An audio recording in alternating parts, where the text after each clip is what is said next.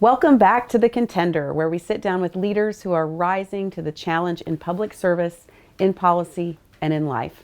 I'm your host, Congresswoman Erin Houchin, and today's guest is someone I deeply admire, not only for her leadership in Congress, but for the strength and grace she brings to every role she carries. Congresswoman Julia Letlow represents Louisiana's 5th District and made history as the first Republican woman elected to Congress from her state. Julia, welcome to The Contender. I'm so glad you're here. Thank you so much for having me, Erin. It's an honor. Well, I told you this before we got on camera that from the very first time we met, I have wanted to have you as a guest on the podcast. I think it's appropriate, too, that it's Women's History Month, yes, and we're highlighting your personal journey. It's very moving, and I am really looking forward to having our guests hear your testimony and your path to Congress. It's a story that I knew of before I was in Congress. You were elected, I think, in the year before, or the term before I came, and I knew of your story. Mm-hmm. But hearing you tell it and your journey as a mother, as a member of Congress, as just an incredible human being, I really, really wanted to have your story shared with our audience. So, Julia, talk to us just about your path to Congress. Your personal path and your story, your testimony is so powerful. What called you to service and how did you get here? Gosh, thank you first for having me on, Erin. I've so admired your work here and just so excited to be with you today. It's an unconventional path. I will start with that, but I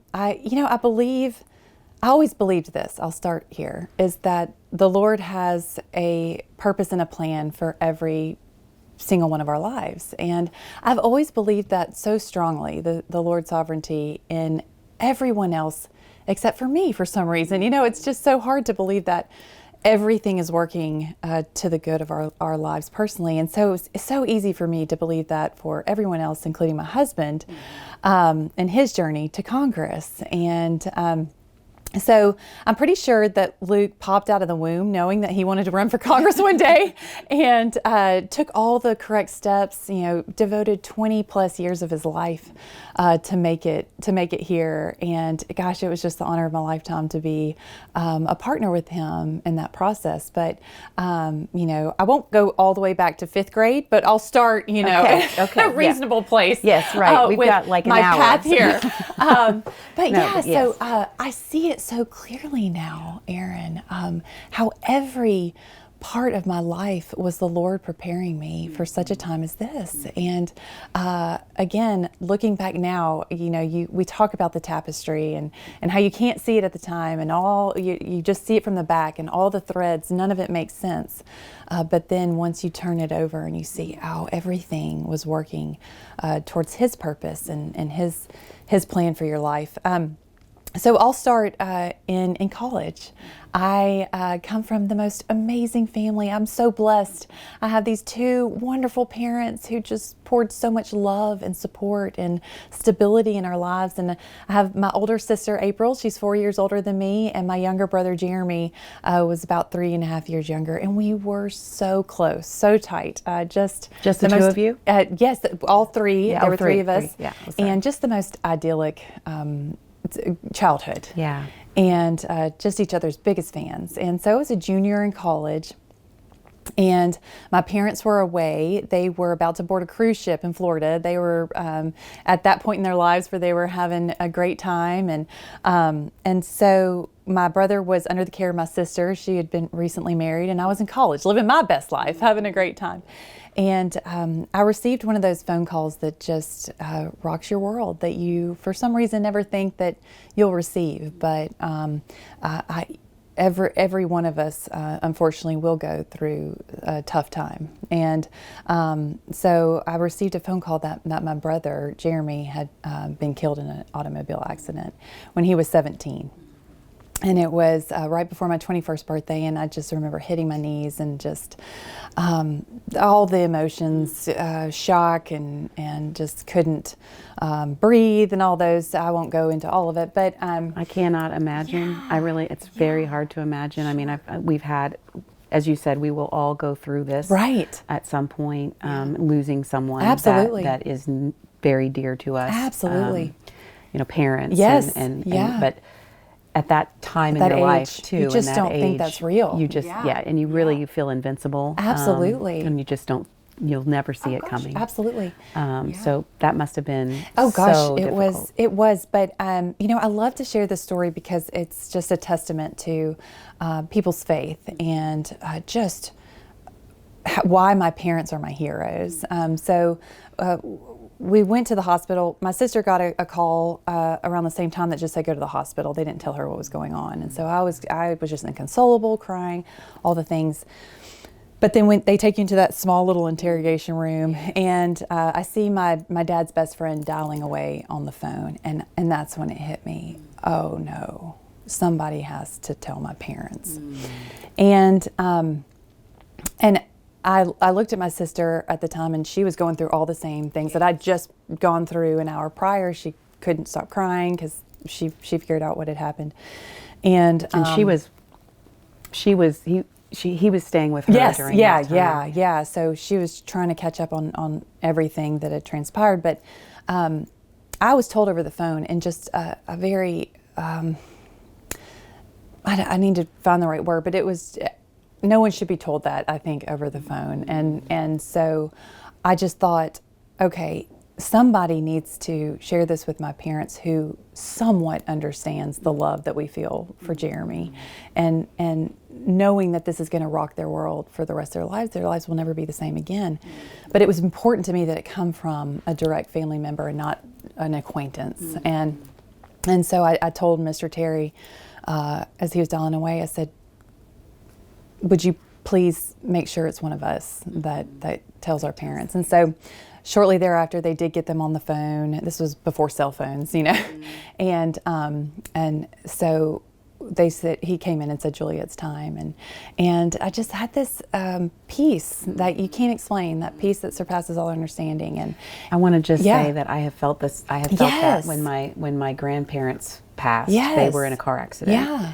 And my mom had just told them goodbye. Yes. They happened to be in town. Yeah. They lived a couple hours away from us. Yeah. They were on their way home. Right. And my grandfather had a massive heart attack and wrecked the car, which injured my grandmother. She ended up passing away about 28 days later. But I prayed right before I went into the hospital that God would give me the strength to be strong for my mom. And I felt it. Yes. You feel it. You can't Yes. explain it, but it was a wave of peace that like, I'm gonna help them get through this. Yes, So, you just physically stop shaking, and it's just, and so a true testament to my dad, because he said, Julia, I know something's happening. Tell me what's going on. And I just said, Dad, Jeremy was in an accident today and he didn't make it. And I expected, Erin, the full just shock, falling to your knees, crying out, that all those things that I experienced. And he did not miss a beat. He said, Julia, we had 17 beautiful years with your brother. He is in heaven rejoicing right now. Yeah. And for that, we will be grateful. We need to get some tissues in here. What a gift my dad gave me. I was terrified to share these life-changing words, and I have no idea the pain that they felt after. Now having kids of my own, I can it's worst fear in the world, but for him to know that is what my child who is terrified right now needs, what greater love than a father's love and a mother's and their faith, right? Yes, their faith. Yes. That carried everybody. Made an indelible mark on me in my life. So all that to say, fast forward. You want me to keep going? Okay. So that preparing me. And we were on an flight. We were on a flight, and I told you your story, what you went through during COVID with Luke. Yes. And you told me the story about your brother and how it prepared you. So that prepared you for what you were about to face as a young mom. That's right.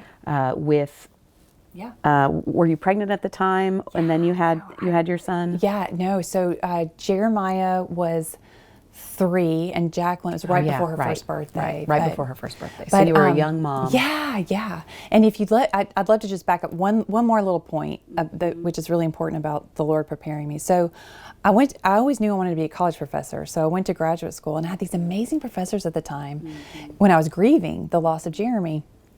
And when I'm just grieving and struggling, I try to dive into the literature and I want to read about other people's accounts of how they made it through. What did they do to try to heal?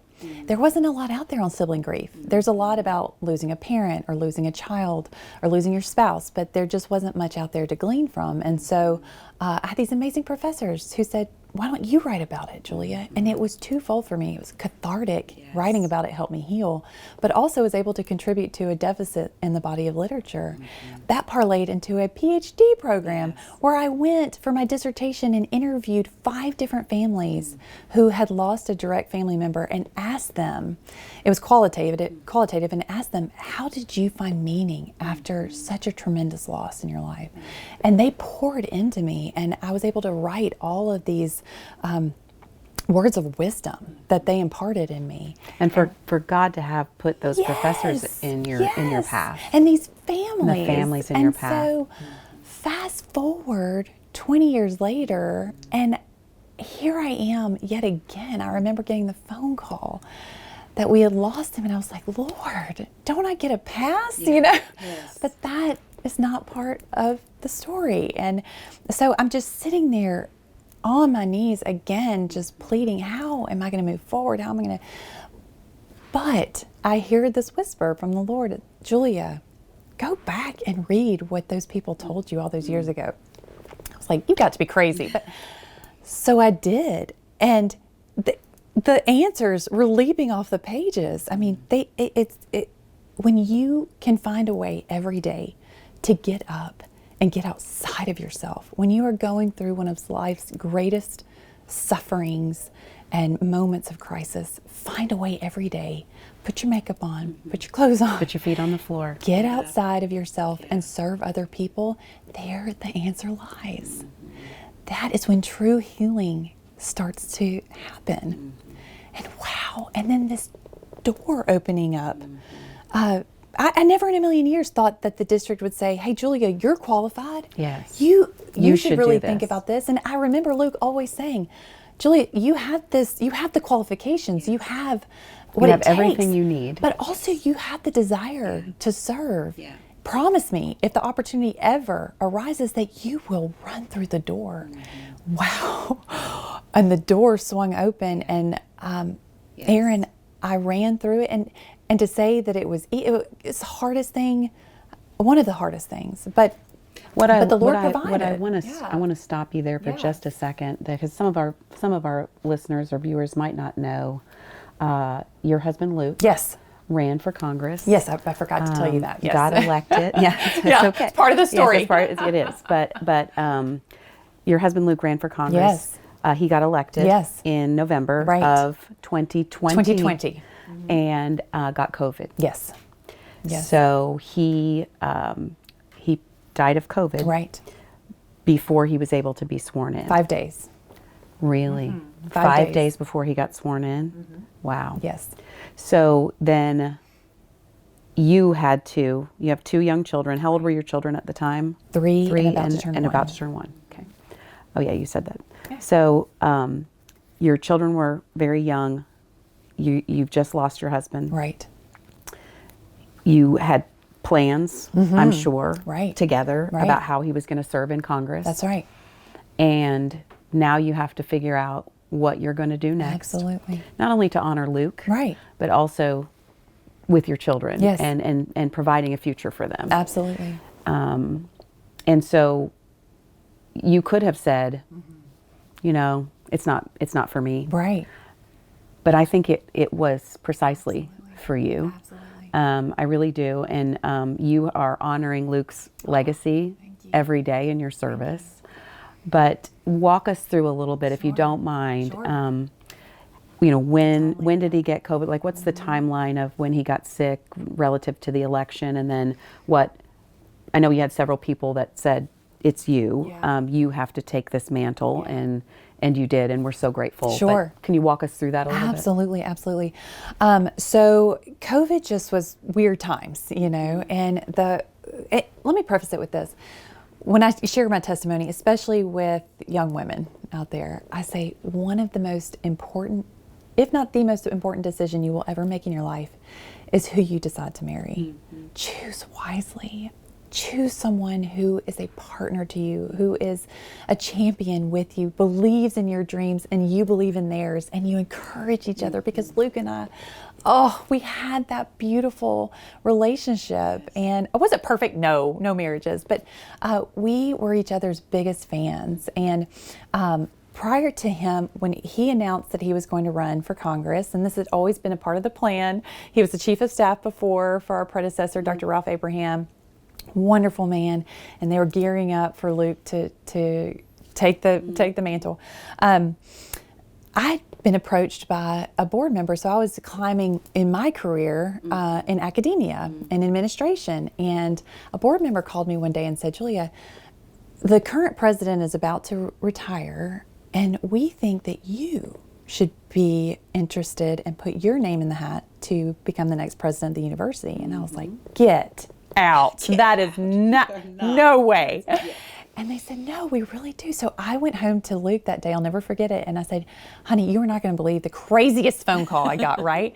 And he did not miss a beat, Erin. He said, "Absolutely. Of course. Yes. This is your dream." Yes. He said, "Yeah, is it happening probably sooner than you thought?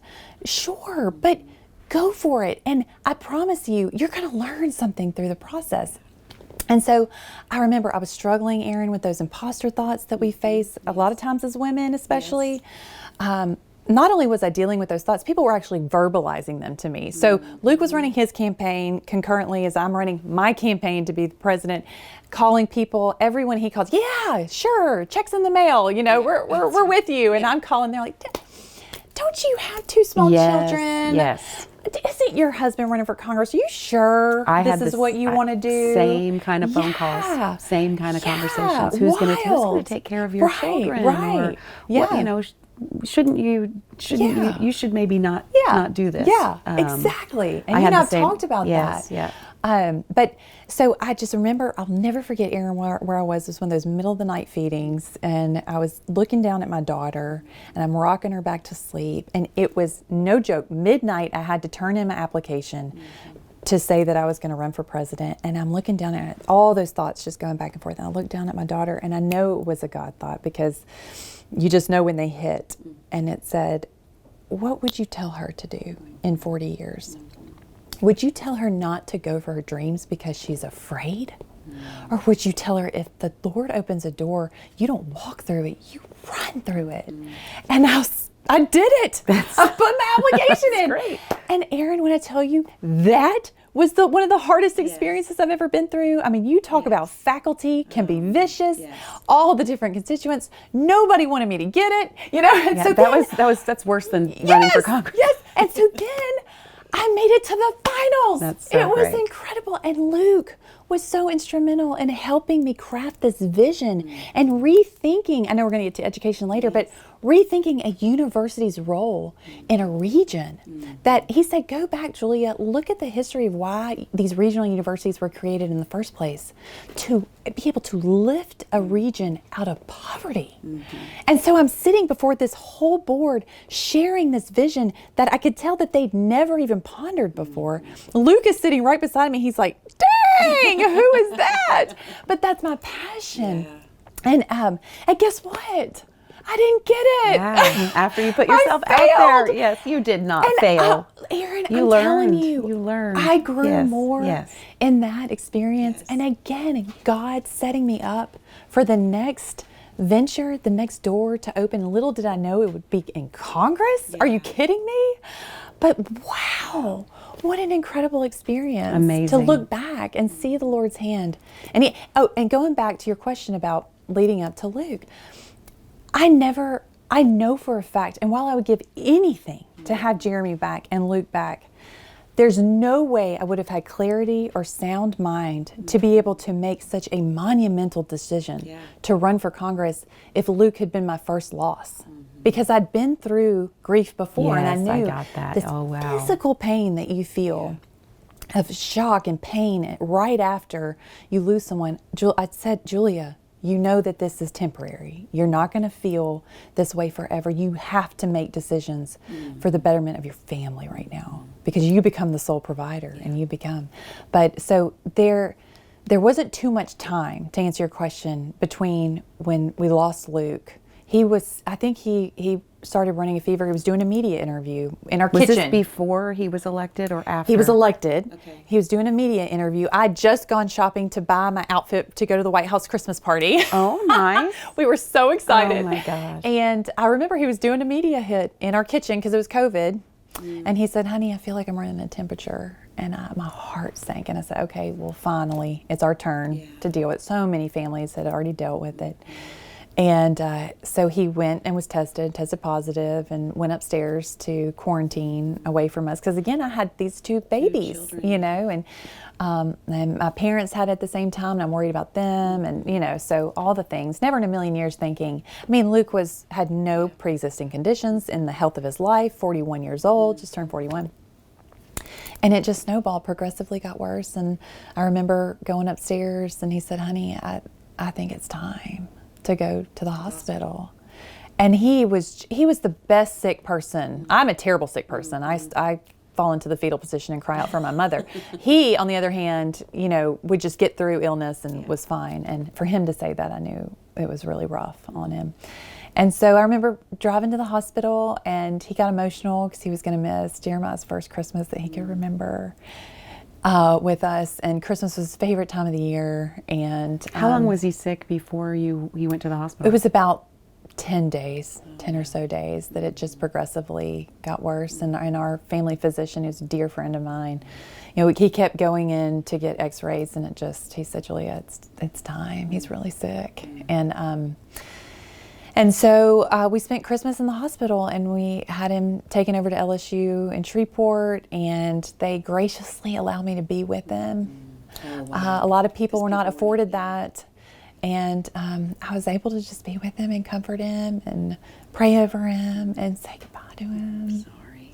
Yeah. So, but that's been a cause that I've wanted to really speak out about, because there are some people who think that COVID didn't exist and want to talk a lot of conspiracy theories about it. But for me, it was very real, Erin, and a lot of people lost their lives. And I want to be a voice for the survivors and, you know, help them share their stories. And 41 years old. 41. And within what time period? Was it total 10 days or 10 days? It's about maybe 16, 18 days when he was gone. Yeah. I'm so sorry. Oh, thank you. But you have really impressed many. I mean, not just me, it's many of your colleagues with your strength and resilience and poise and grace through going through something unimaginable. Gosh, thank you. It's a calculated decision every day to wake up. And again, when I went on the campaign trail and I told my campaign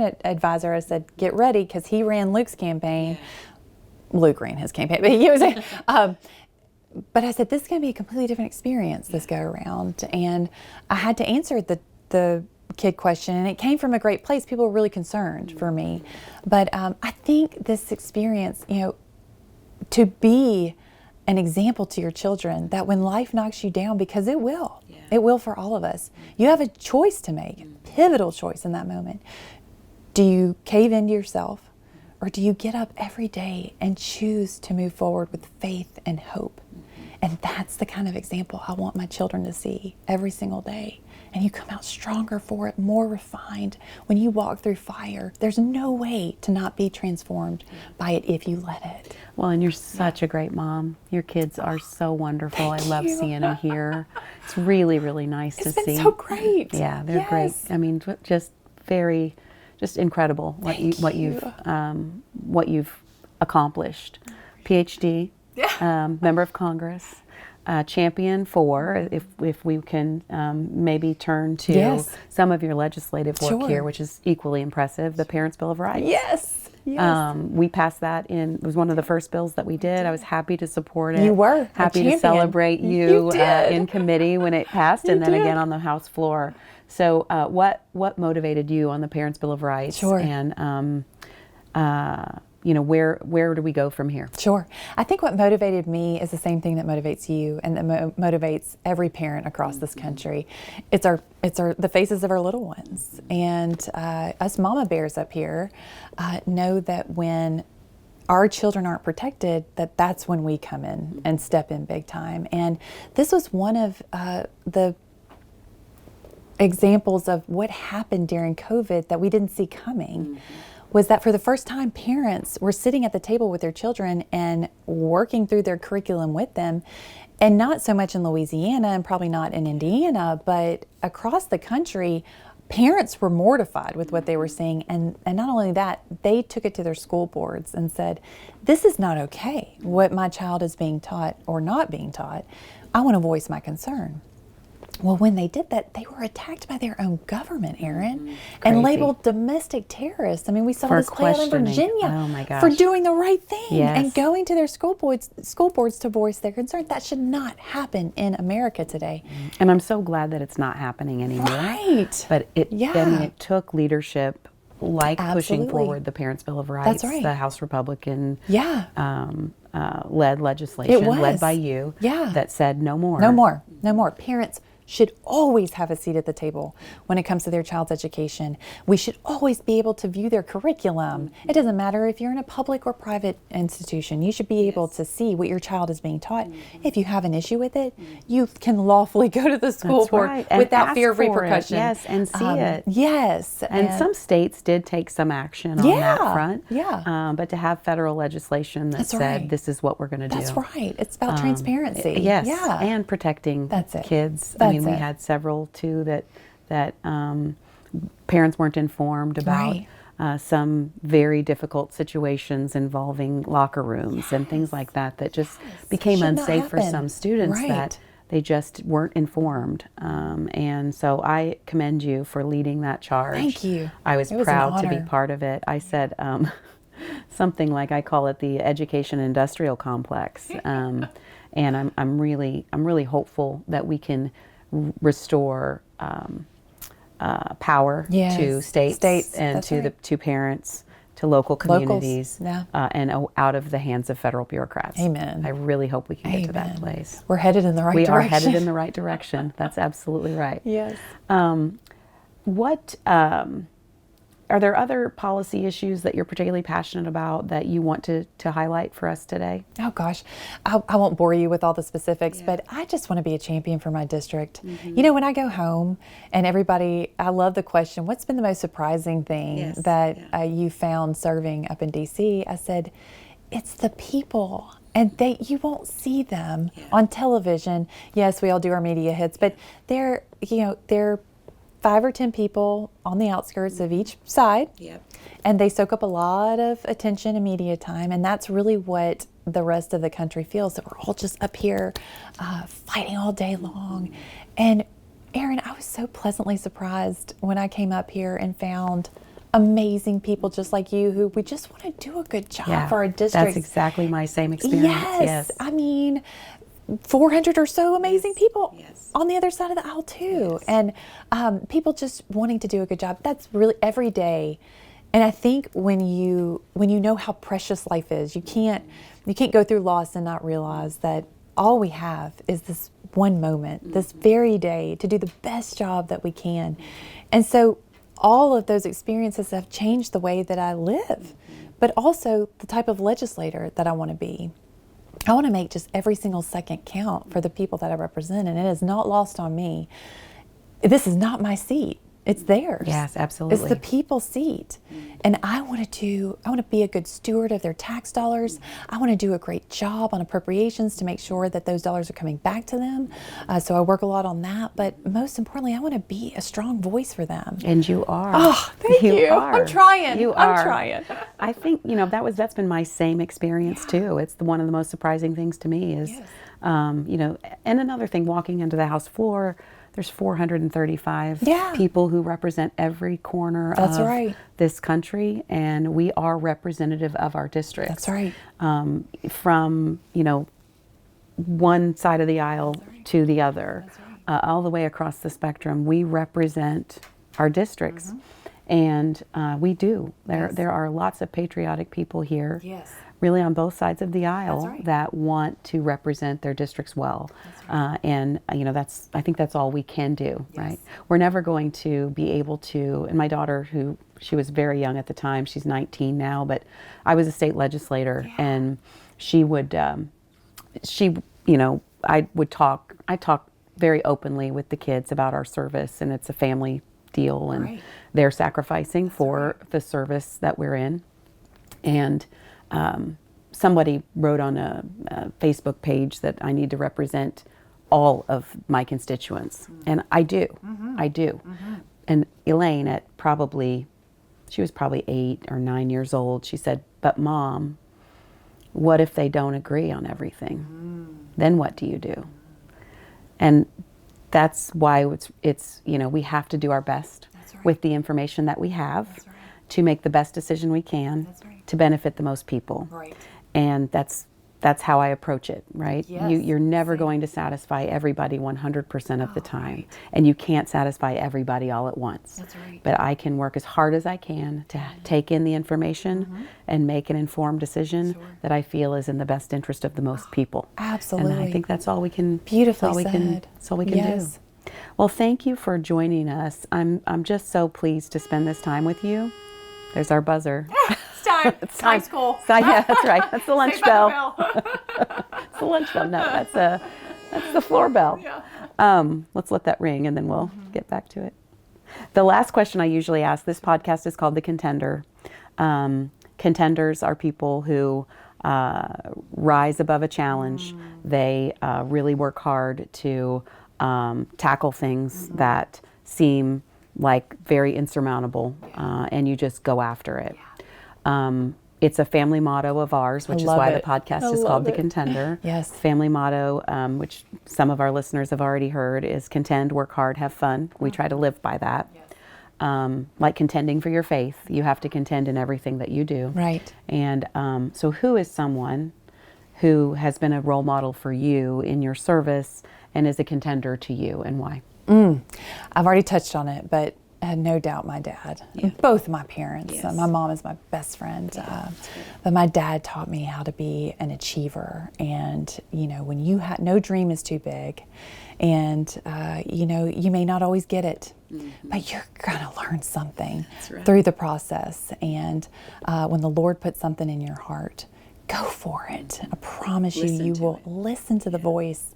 And he exemplified that in his career and his whole life, and has been such an example for me. He is the true contender in my life and my hero. That's awesome. And I hope that he will listen to this episode. He and will. I'm sure that your parents are so, so proud of you. Thank you. Thank you so much. Julia, thank you for joining me today. You truly embody what it means to be a contender. Someone who steps in the arena with conviction and courage, no matter the cost. Thank you to our listeners for tuning in to another episode. Don't forget to subscribe, share the podcast, and stay inspired to contend, work hard, and have fun. Thank you again. We'll see you next time.